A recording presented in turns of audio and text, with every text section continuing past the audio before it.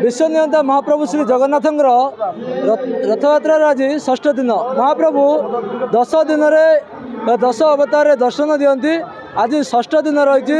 षष्ठ दिन में बामन परशुराम बेश दर्शन दौरान पाराक्षमुंडी जगन्नाथ मंदिर पाराक्षमुंडी गुंडीचा मंदिर जदि कहवा सकाल सकाल बहु भक्तर समागम रही।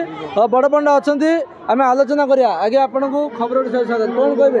जय जगन्नाथ नीलांचल निवासाय नित्याय परमात्मने बलभद्र सुभद्राभ्याम जगन्नाथाय ते नमः। आज श्री गुंडीचार षष्ठ दिन। षष्ठ दिन रे आमर जे भली नीतिकांति हवा कथा से भली नीतिकांति प्रत्येक दिन नीतिकांति जे भली हवा कथा से भली समाप्त करी आमे भेष धारण कलु महाप्रभुंकर जहाँ आम पूर्व परंपरा हिसाब से 10 अवतार हुए से हिसाब से आम आज बामन और परशुराम भेष धारण करचु। बामन भेष जहाँकि भगवान बामन भेष आपण मैंने जानी बड़ी के जहाँ पाताल को दाबी थे बामन रूप धरिकी परशुराम अर्थात जो जगन्नाथंकर बलदेव परशुराम भेष जोटा कि परशुराम हेले जमदग्नि पुत्र थे। परशुराम क्षत्रिय को दमन करने आसी परशुराम भेष धारण कले। बामन अवतार बड़ी की पाताल को देवाई बड़ीर बहुत तेजस्वी थिला ताको पाताल को दवाई बामन रूप धारण करते। दुईटी भेष आज उत्पीत होती। जय जगन्नाथ। सकाल तो प्रचुर गहली रही। आज राति 4टार आम मंदिर खोलीचु। 5टार महाप्रभुଙ୍କର आरती 6:30 आरती है। अवकाश नीति सरला। अवकाश पते बाल्यभोग खेचुड़ी भोग बर्तमान राजभोग प्रस्तुति चली। लोक तो माने आखपाख गाँव प्रचुर लोक आगमन चली बर्तमान सुधा। आलोचना करें आगे किसी आलोचना करिया कौन कह आज्ञा प्रत्येक वर्ष को थोड़े महाप्रभु को एभली सेवा करा मिलता है।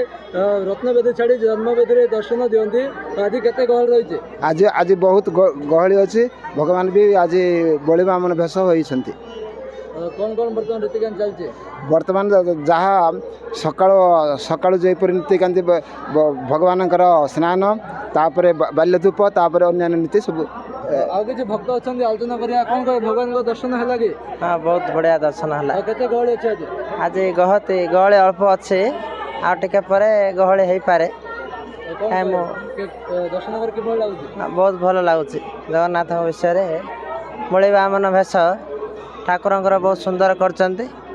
सेवायत मानक बहुत धन्यवाद देवे।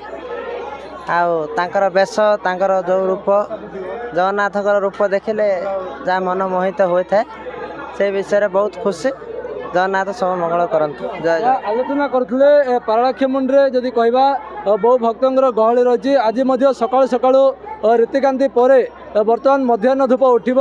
आज परशुराम एवं बामन अवतार दर्शन दौरान यही अपूर्व बेश देखापी पाराक्षमुंडी जगन्नाथ मंदिर जगन्नाथ गुंडीचा मंदिर आज जन्मवेदी दर्शन दौरान बहुत श्रद्धालु भीड़ जमी। गजपति हेमंत प्रधान, खबर ओडिशा।